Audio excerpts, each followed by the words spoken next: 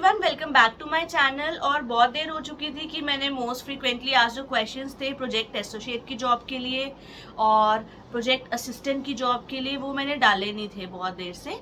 तो वो मैं अब आपको बताऊंगी कि और कौन से अपडेटेड इसके वर्जन्स आए हैं, क्वेश्चंस किस किस तरह से पूछे जा सकते हैं। और इस वीडियो में मैं साथ में आपकी क्वेरीज का भी सारा का सारा जवाब दूंगी, क्योंकि काफ़ी सारे कमेंट सेक्शन में आए हुए हैं बट मैं हर एक को अब नहीं कर पा रही थी। जो मोस्ट फ्रिक्वेंटली आस्क्ड क्वेश्चन वाली वीडियो थी उस पर रिप्लाई अब इस वीडियो में मैं आपको करूंगी, जो मैंने थोड़े से चूज़ किए हैं जो थोड़े कॉमन से थे, राइट। तो जो सबसे पहला एक क्वेश्चन सबसे बार बार आ रहा था वो था कि ma'am freshers can apply, is there any chance can fresher select. तो इसमें एक्चुअली वो ये पूछना चाह रहे हैं कि क्या फ्रेशर्स भी अप्लाई कर सकते हैं प्रोजेक्ट एसोसिएट की जॉब के लिए या प्रोजेक्ट असिस्टेंट की जॉब के लिए। तो हाँ, वो ज़रूर कर सकते हैं। ऐसा नहीं रहता कि आप देख रहे हो कि कोई एक्सपीरियंस्ड है तो उसे सब कुछ आता होगा। कई बार एक्सपीरियंस लोगों को भी कितने सारे जो कंसेप्ट्स होते हैं वो भूल चुके होते हैं। कई बार वो किसी जॉब में इन्वॉल्व हो जाते हैं, उसके बाद में वो फिर दोबारा से अपना पैशन परस्यू करना चाहते हैं, तो कई बार उनको बेसिक भूल जाते हैं। तो कभी अपने आप को कम नहीं आंकना कि हाँ मैं फ्रेशर हूँ, आप ज़्यादा उल्टा कनेक्टेड हो उनके साथ, राइट, अपने सब्जेक्ट मैटर के साथ। तो हमेशा देने जाओ इंटरव्यू, ये उसका आंसर था। और काफ़ी सारे लोग मुझे बार बार पूछ रहे थे कि इंजीनियरिंग के बारे में, डिप्लोमास के बारे में, कि इसमें भी कोई इन चीज़ों के करने के बाद भी हमें कोई प्रोजेक्ट एसोसिएट या प्रोजेक्ट असिस्टेंट की जॉब्स वगैरह के ऑफ़र मिल सकते हैं क्या। तो हाँ, मिल सकते हैं, बट रेलिवेंट प्रोजेक्ट में ही अप्लाई करना। ये ना हो कि बीएससी एमएससी एलिजिबिलिटी क्राइटेरियाज दिए हो तो आप डिप्लोमा इन इंजीनियरिंग लेके वहाँ पर जा रहे हो, ठीक है। और काफ़ी लोग एक और चीज़ पूछते थे कि इंजीनियरिंग में क्या क्वेश्चन आएंगे, फिर इस सब्जेक्ट में से क्या क्वेश्चन आएंगे। तो मैं आपको पहले ये बता दूं कि ये जो मोस्ट फ्रिक्वेंटली आस्क्ड क्वेश्चंस हैं, ये बेसिकली ये नहीं है कि एक एक सब्जेक्ट में से उठा के मैंने कोई क्वेश्चंस आप लोगों को बताए थे उस वीडियो में। मैंने बताए थे जर्नल क्वेश्चंस जो आपको पार कराते हैं एक जो बेसिक पर्सनालिटी टेस्ट से और बेसिक आपका कॉन्फिडेंस लेवल चेक करने के लिए, वो सारे क्वेश्चंस। अब अगर मैं साइंस वाले फील्ड से हूँ तो मैं सिर्फ साइंस के ही फ्रिक्वेंटली आस्क्ड क्वेश्चन आपको बता पाऊंगी काफ़ी हद तक। बट सब्जेक्ट नॉलेज के बारे में मैंने आपको तब भी साथ में बताया था कि वो बहुत बेसिक पूछते हैं। इतना नहीं होगा कि बहुत ज़्यादा कोई डीप में पूछ लिया उन्होंने या फिर कोई बहुत ही ज़्यादा कंसेप्चुअल टाइप में पूछ लिया। रीजनिंग, हाँ रीजनिंग ज़रूर पूछ सकते हैं, उसमें से काफ़ी सारे क्वेश्चन आ सकते हैं। और अब मैं आपको अपनी दूसरी वाले कुछ सॉरी, मेरा गला ख़राब है एक्चुअली आज, बट स्टिल मैंने कहा कि बहुत देर हो चुकी है कि मैंने कोई वीडियो नहीं पोस्ट की इसके रिगार्डिंग, तो मैं पोस्ट कर दूं। और काफ़ी सारे लोग पूछ रहे थे कि after how many days of apply you will receive the mail from them. तो इसमें जब भी आप इंटरव्यू देने जाते हो तो आप ये मत सोचो कि मैंने इंटरव्यू दे दिया अब बस वो मेरे को फ़ोन कर ही दे एक दो दिनों के बाद। अब ये सारे प्रोजेक्ट्स जितने भी निकलते हैं वो गवर्नमेंट से एफिलेटेड होते हैं, गवर्नमेंट के स्पॉन्सर्ड होते हैं। वैसे ही जो गवर्नमेंट की प्रोसीडिंग थोड़ी सी आप कह सकते हो थोड़ी स्लो चलती है, बट हाँ हफ्ते के अंदर अंदर या 2 हफ्ते के अंदर अंदर मोस्टली इसके सारे रिजल्ट्स आ जाते हैं। अगर आप सिलेक्टेड होते हो तो आपको खुद अप्रोच करते हैं, क्योंकि उनमें भी एक बहुत अच्छा रिसर्च बैकग्राउंड से ही लोग चाहिए। अगर आप सिलेक्ट होते हो तो वो ऐसा नहीं है कि आपको बस एक बार कॉल करें, दे विल कॉल यू कि ट्वाइस कर लेंगे या कई बार थ्राइस भी कर लेते हैं। और कभी मेल तो आपको फिर साथ में भेज ही देते हैं कि आप हो सिलेक्टेड कि नहीं। बट कई बार हमें मेल भी नहीं आती, तो ये नहीं समझना कि हाँ भाई अब मैंने इस प्रोजेक्ट में अप्लाई ही नहीं करना अगली बारी। प्रोजेक्ट्स जितने सारे निकलते रहते हैं उसमें अप्लाई करते रहो, क्योंकि इसमें अगर आप फ्रेशर्स के लिए देखो तो बहुत अच्छा चांस है, उनको स्टार्टिंग में ही 25,000 30,000 मिल जाता है, प्लस HRA भी मिलता है। तो आजकल अगर आप देखो तो ये चीज़ें बहुत ज़्यादा डिफ़िकल्ट हो जाती है एक नॉर्मल प्राइवेट जॉब में। वहाँ पर जो सैलरीज आपको पता ही है कितनी रहती है, 15-16 इस तरह से रहती हैं, और ना कोई HRA ना कुछ इस तरह की चीज़ें। बट जो गवर्नमेंट के प्रोजेक्ट्स होते हैं इसमें आपको अच्छी स्टार्टिंग मिलती है। और एक क्वेश्चन बार बार ये भी पूछ रहे थे लोग कि हम इसके बाद फिर PhD कर सकते हैं क्या, हम PhD में डायरेक्टली इनरोल हो जाएंगे। तो ऐसा कुछ नहीं है।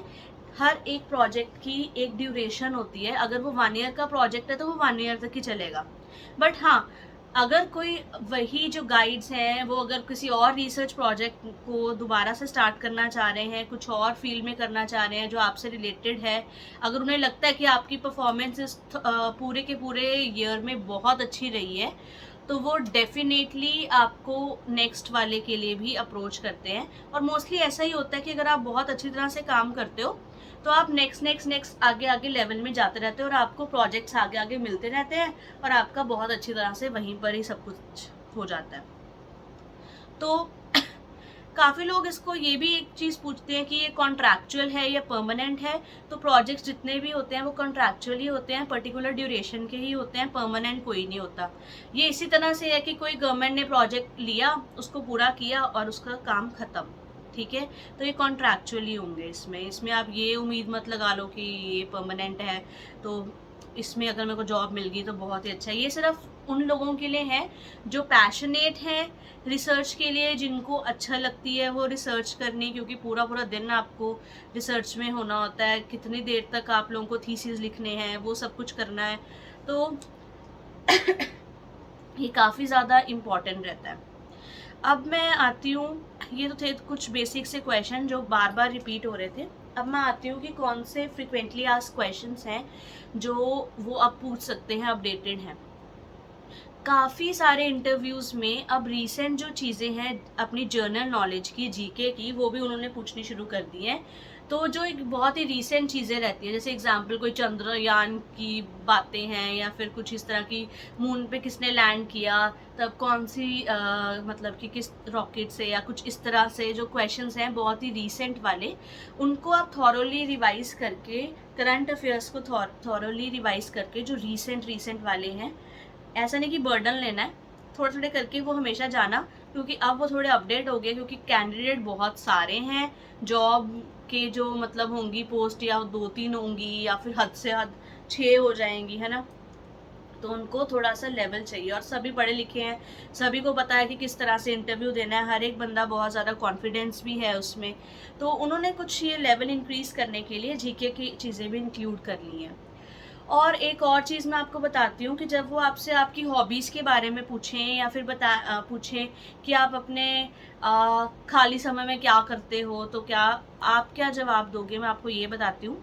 ये नहीं कि आप बुक्स पढ़ते नहीं हो, आप बुक्स बताओ मैं बुक्स पढ़ती हूँ या पढ़ता हूँ, ठीक है। आप ये नहीं बोलोगे कि हाँ भाई मैं कुकिंग करती हूँ या करता हूँ, ठीक है। जो आप लिटरली अंदर से फील करते हो कि हाँ मैं ये चीज़ करती हूँ और मैं बताना चाहती हूँ, तो वो चीज़ बताओ उनको खुल के। उससे क्या पता चलेगा कि आप सिर्फ यही नहीं हो कि किताबी कीड़ा ही नहीं हो, इससे बाहर भी बहुत कुछ आप करते हो, इंजॉय भी करते हो अपनी लाइफ को। तो एक पूरा उनको एक पैकेज चाहिए होता है, एक इंडिविजुअल जो अपनी लाइफ को भी इंजॉय करे, क्योंकि वही बंदा जो है वो ज़्यादा सूटेबल रहेगा प्रोजेक्ट्स के लिए, क्योंकि बहुत प्रेशर होता है कई बारी, तो आप प्रेशर के मारे तो उसमें दब भी जाओगे, नहीं तो आप कैंडिडेट सूट जो करता है ना उसको, प्रोजेक्ट को, उसके लायक नहीं होगे। तो थोड़ा सा अपने आप को अपग्रेड करो, अब अपनी जो सोच है थोड़ी चेंज करो, और फिर उसके बाद इंटरव्यू देने जाओ, तब आपको क्या बोलते हैं आगे आपको वो सब चीज़ें मिलेंगी।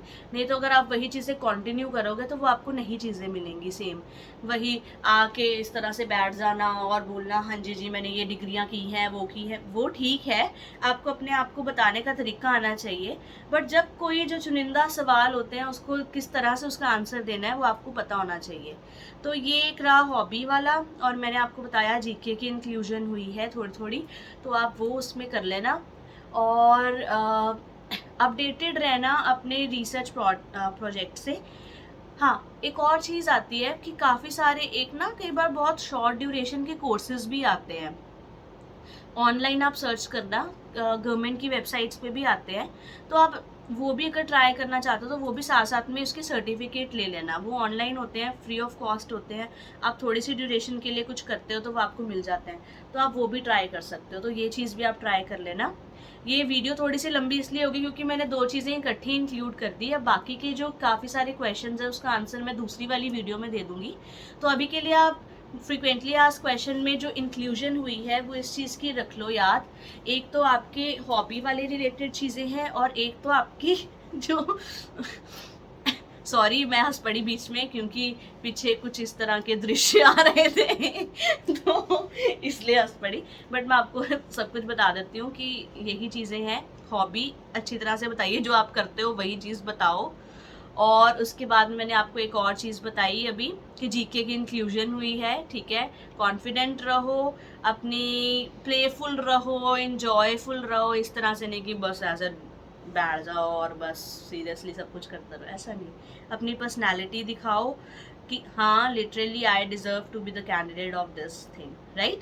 क्योंकि इसमें आगे भी बहुत ज़्यादा स्कोप है। काफ़ी लोग पूछते हैं प्रोजेक्ट्स के बाद क्या स्कोप है, क्या स्कोप है। बहुत स्कोप है अगर आप अच्छी तरह से परफॉर्म करते हो, क्योंकि आपको बहुत सारे आगे आगे प्रोजेक्ट्स मिलते हैं और इसी से आपकी जो है आगे जाके भी काफ़ी आपको जो प्रोजेक्ट्स हैं अब्रॉड साइड भी मिल सकते हैं, ठीक है।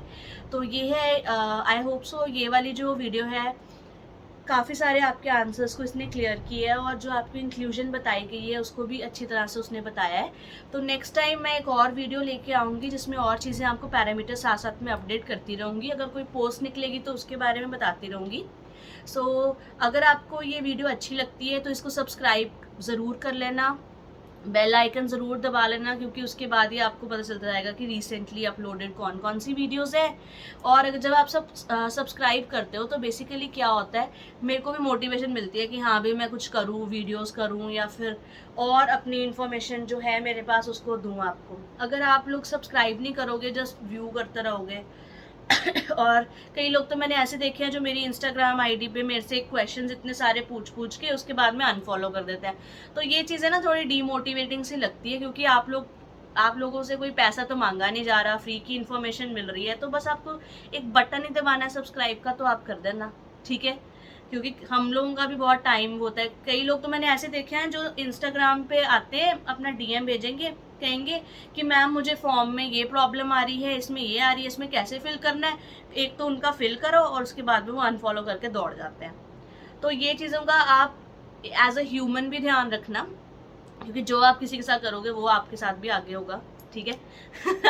So this is all for today. So bye and take care. और कमेंट सेक्शन में बताना कि, और अगर आपको कोई डाउट्स है कमेंट सेक्शन में बता देना। और मितांक्षा तनेजा नाम से मेरा एक इंस्टाग्राम अकाउंट भी है, वहाँ भी आप मेरे को डीएम कर सकते हो, वहाँ भी आप फॉलो कर सकते हो।